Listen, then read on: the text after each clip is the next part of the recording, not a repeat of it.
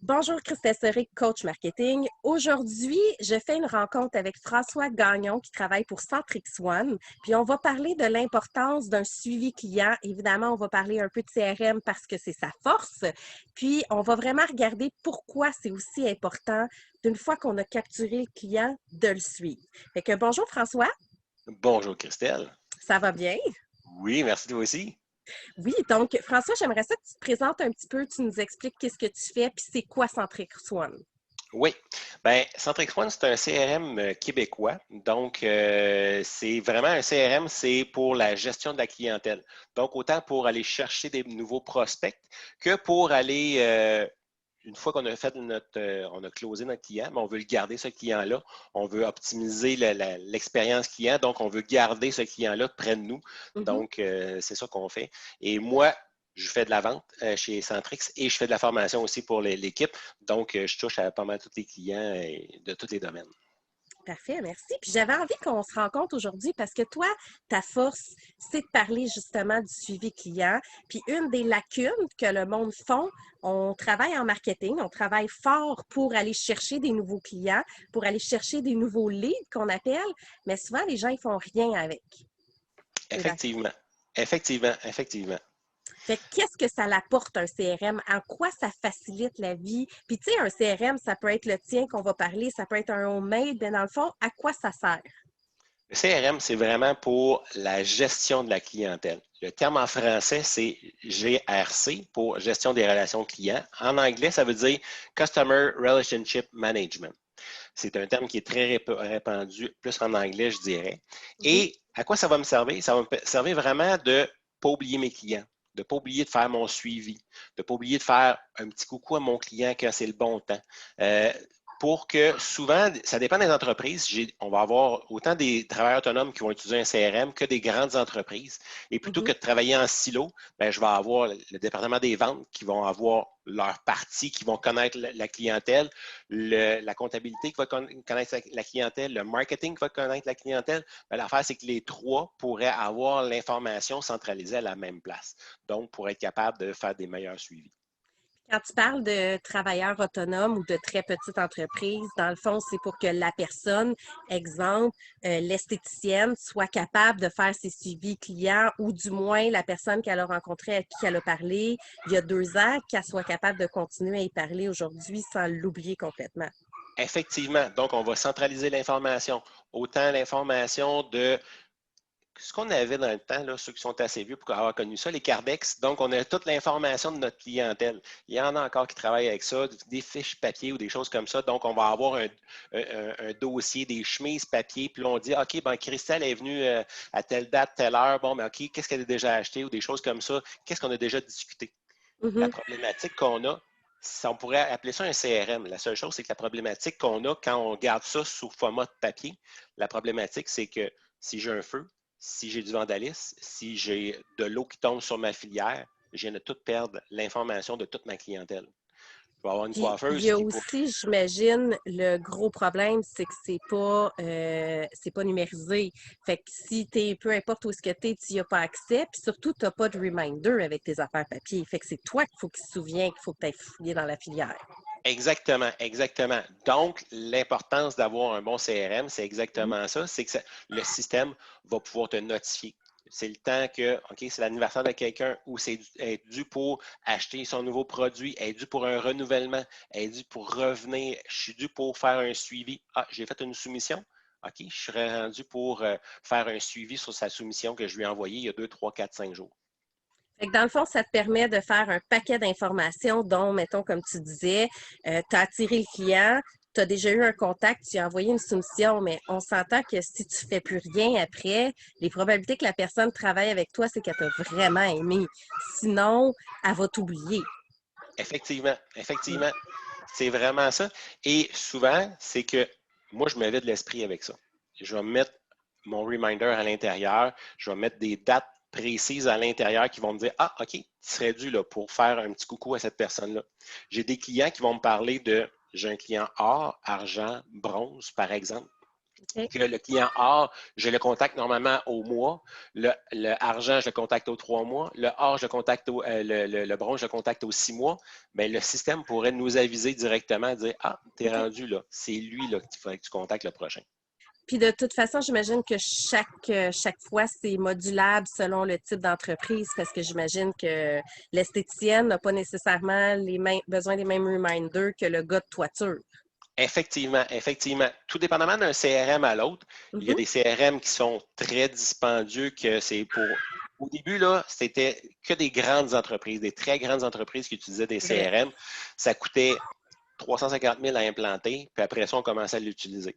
Maintenant, des CRM, on peut en avoir, on peut s'en faire un maison si on veut, à la limite, avec des outils qu'on peut se monter. Moindrement qu'on connaît un petit peu l'informatique, ça peut être intéressant.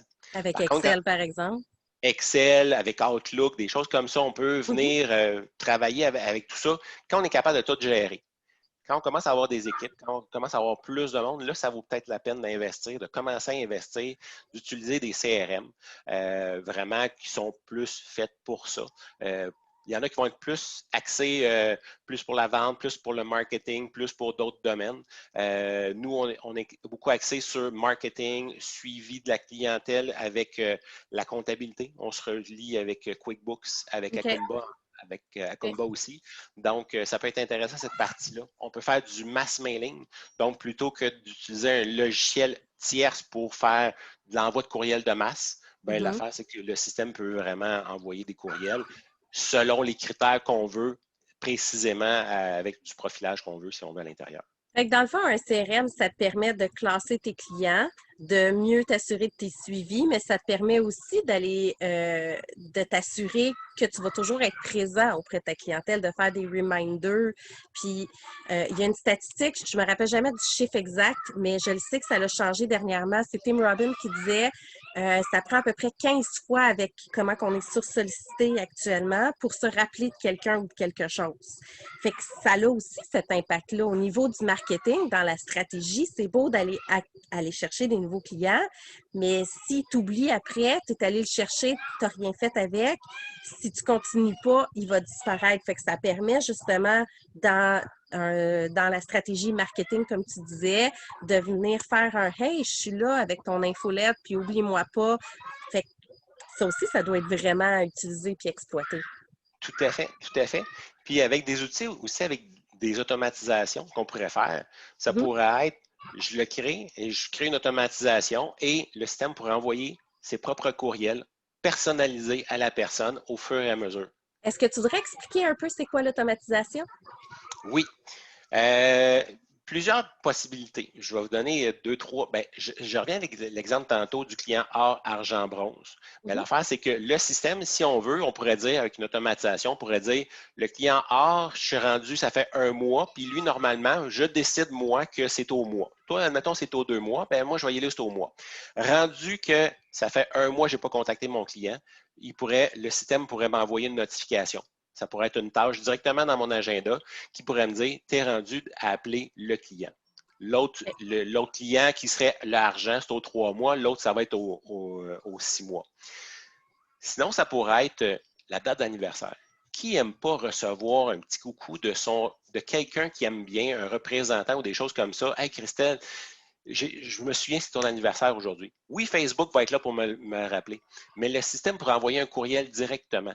Je ne te connais pas sur C'est Facebook, là, mais je pourrais. ouais, c'est là l'automatisation, c'est que tu n'es pas obligé d'appeler toi-même le client pour lui souhaiter bonne fête. Le système automatise les règles que tu as mis pour y envoyer ces messages-là.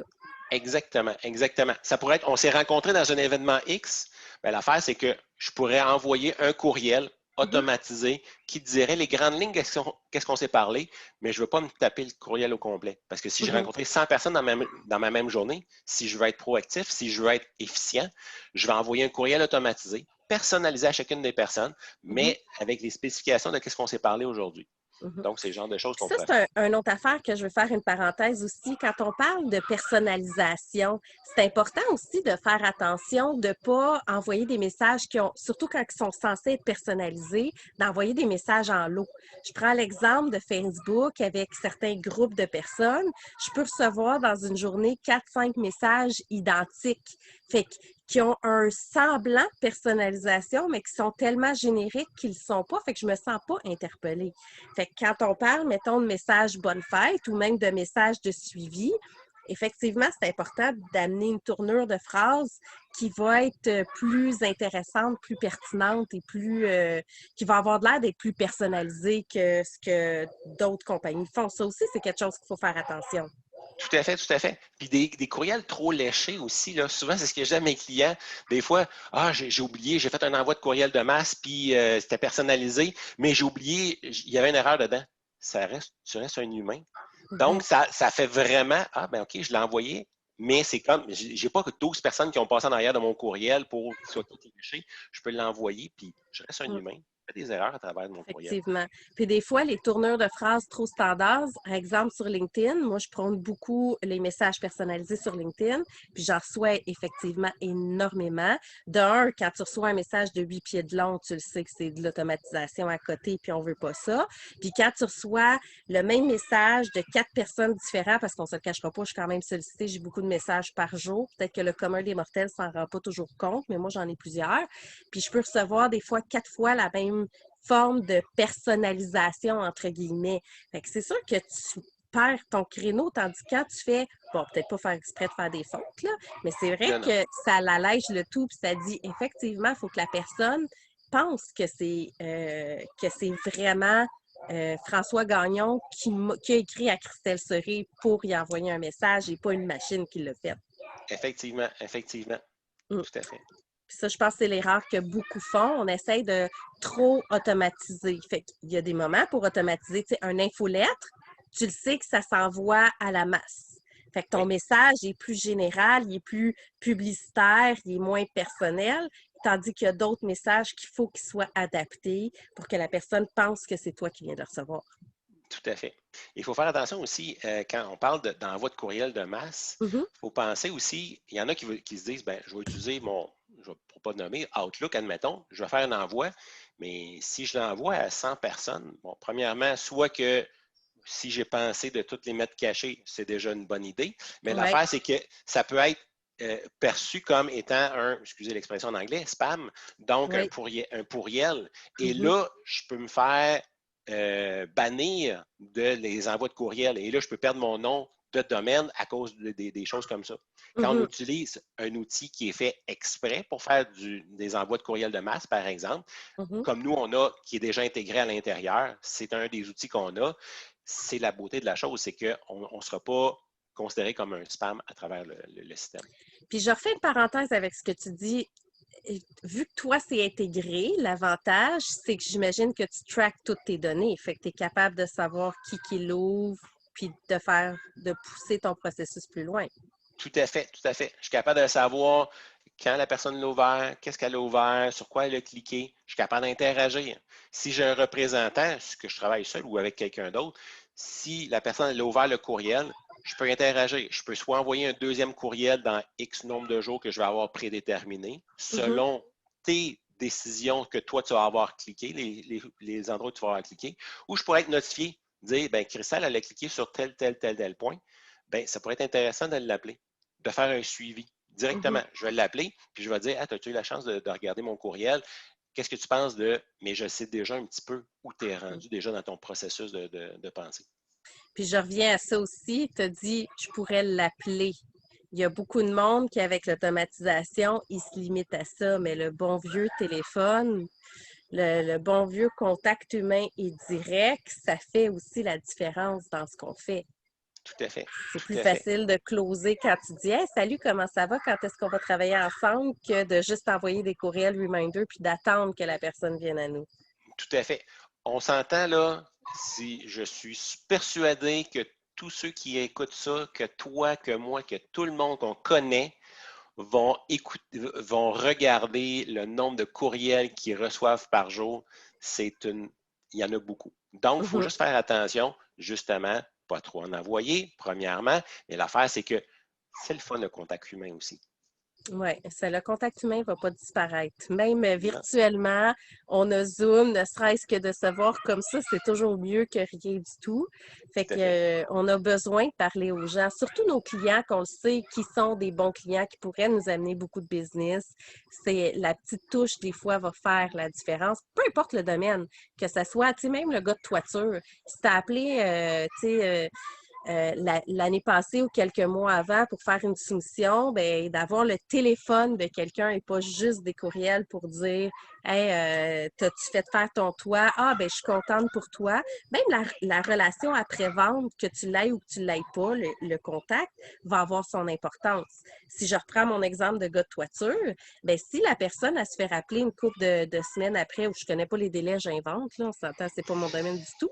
Mais si j'appelle, moi, le client, puis je dis salut, puis finalement, tu pris une décision pour ta toiture, puis il dit ah, oui, j'ai choisi quelqu'un d'autre. Ah, ben, je suis très contente, n'hésite pas si tu as besoin de quoi que ce soit, puis ça finit sur un bon terme, ben, je reste avec une note positive dans la tête du client que j'aille obtenu le mandat ou pas.